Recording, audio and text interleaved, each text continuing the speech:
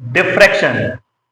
Diagrammatically अगर हम diffraction को समझने की कोशिश करें तो ये जो फिगर हमें दिख रहा है ये है emitter antenna, radio waves emit हो रही है। आप ये मानिए कि ये मोबाइल का टावर है जो हम हमारे घर के आसपास देखते हैं, ये मोबाइल का टावर है। ये कोई बड़ी सी पहाड़ी है, हम यहां ऑब्स्टेकल बोलेंगे इसको, ऑब्स्टेकल है पर बड़ी सी पहाड़ी है, और ये हमारा घर है, शेडेड रीजन है, ये हमारा घर है। अब लाइट की एक प्रॉपर्टी होती है, वेव्स की एक प्रॉपर्टी होती है कि वो सीधे मूव करती है, सीधे मूव करती है, रेक्टिलिनियर प्रोपोगेशन ऑफ लाइट और वेव। हम अभी क्या बात कर रहे हैं कि लाइट जो है वो किससे मिलके बनी हुई है, वेव से मिलके बनी हुई है। तो रेडियो वेव्स यहां से इमिट हुई, अब सीधी मूव करेगी। डिफ्रैक्शन होता है bending of wave from N obstacle. कोई ऑब्स्टेकल है, उसके शार्प कॉर्नर है, वहां से लाइट का बेंट होना डिफ्रैक्शन कहलाता है। आप सोचिए अगर डिफ्रैक्शन नहीं हो तो जो ये रेडियो वेव जा रही है, मान लो हम यहां हैं तो हमारे मोबाइल में बिल्कुल भी टावर नहीं मिलेगा। अगर हम इसको मोबाइल टावर माने तो इससे ये रेज इमिट हो रही है, वेव्स इमिट हो रही है।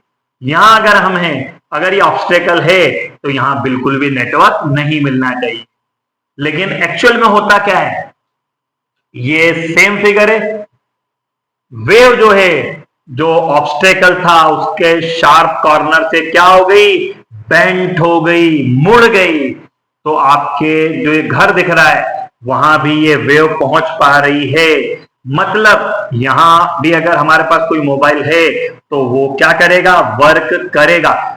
टावर की रेंज कम हो सकती है लेकिन ऐसा नहीं है कि कोई वेव नहीं पहुंचे। यहां तो क्या दिख रहा था कि कोई वेव पहुंचे ही नहीं अगर डिफ्रेक्शन नहीं हो तो बिकॉज ऑफ डिफ्रेक्शन ही क्या होता है, ये वेव्स जो है वो यहां घर तक पहुंच रही है। मतलब bending of wave around an obstacle, के वेव का किसी ऑब्स्टेकल के कॉर्नर से बेंट होना क्या कहलाता है, डिफ्रेक्शन कहलाता है। तो अगर ये डिफ्रेक्शन हमें एक्सप्लेन करना है तो हमको लाइट को या वेव की तरह ट्रीट करना पड़ेगा, या वेव की अगर बात करें रेडियो वेव की तो हमको ये कॉन्सेप्ट क्या हो रहा है, समझ में आ रहा है। मतलब ये कॉन्सेप्ट अगर आप लाइट को एज अ वेव ट्रीट करोगे तो आप इस कॉन्सेप्ट को, डिफ्रेक्शन को समझ सकते हो। सिमिलरली अगर हम इंटरफेरेंस की बात करें, एक दो लाइन की डेफिनेशन पढ़ लेते हैं।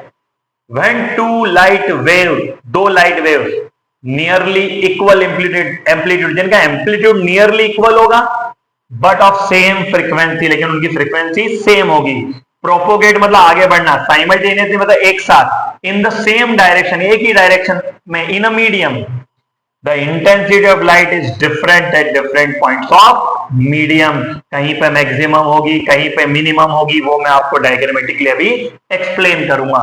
पर इंटरफेरेंस की डेफिनेशन क्या होती है, दो लाइट वेव्स लेनी है nearly same amplitude but exactly equal to frequency की, और उनको एक ही डायरेक्शन में क्या करवाना है, मूव करवाना है। आपको दो वेव्स नजर आ रही है, एक ग्रीन कलर में और एक ब्लू कलर में। ये मीन पोजीशन है जो ब्लैक कलर से दिख रहा है आपको। Deviation, maximum deviation from mean position is called amplitude. इस वेव का एम्पलीट्यूड ये है, इस वेव का एम्पलीट्यूड ये है, इसका कम है, इसका ज्यादा है। अब डिस्प्लेसमेंट ऊपर भी हो सकता है और नीचे भी हो सकता है। मतलब एम्पलीट्यूड तो हमको समझ में आ गया, maximum displacement from mean position. Frequency, number of cycles, ये एक साइकिल कंप्लीट हो गई, दूसरी साइकिल, तीसरी cycle, number of cycles in 1 second, number of cycles in 1 second. एक सेकंड में जितनी भी साइकिल्स होगी वो फ्रीक्वेंसी होता है। मतलब दोनों की साइकिल्स जो है वो क्या होनी चाहिए, सेम, मतलब दोनों की फ्रीक्वेंसी सेम होना चाहिए। तो एम्पलीट्यूड भी क्लियर, फ्रीक्वेंसी भी क्लियर। अब इंटरफेरेंस में क्या कंडीशन थी, दो वेव्स लेनी है, दोनों एक साथ एक ही डायरेक्शन में मूव करवानी, क्लियर।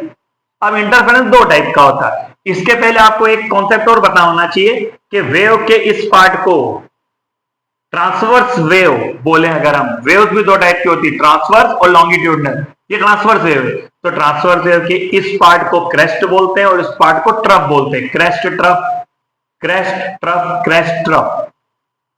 अगर दोनों के क्रेस्ट एक साथ हैं तो दोनों का एम्पलीट्यूड प्लस हो जाएगा, दोनों के ट्रफ एक साथ है तो दोनों का एम्पलीट्यूड प्लस हो जाएगा। मतलब रिजल्टेंट वेव आपको जो ये पिंक कलर से दिख रही है वो मिलेगी। मतलब यहां पे इंटेंसिटी क्या होगी इस कंडीशन में, मैक्सिमम होगी।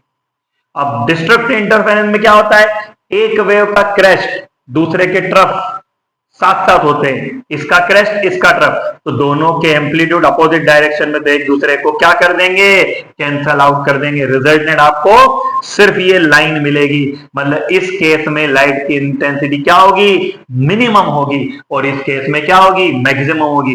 मतलब हमको इंटरफेरेंस को भी अगर एक्सप्लेन करना पड़ा तो हमको किसकी हेल्प ली, हमने वेव की हेल्प ली। मतलब लाइट को अगर एज अ वेव ट्रीट करें तो हम डिफ्रेक्शन को भी एक्सप्लेन कर सकते हैं और इंटरफेरेंस को भी एक्सप्लेन कर सकते हैं। ये हमारा जो टॉपिक था इलेक्ट्रोमैग्नेटिक थ्योरी ऑफ मैक्सवेल या electromagnetic wave theory of Maxwell, वो कंप्लीट हो गई है। हम मिलते हैं नए वीडियो में जिसमें हम पढ़ेंगे इलेक्ट्रोमैग्नेटिक रेडिएशन का पार्टिकल नेचर। Thank you.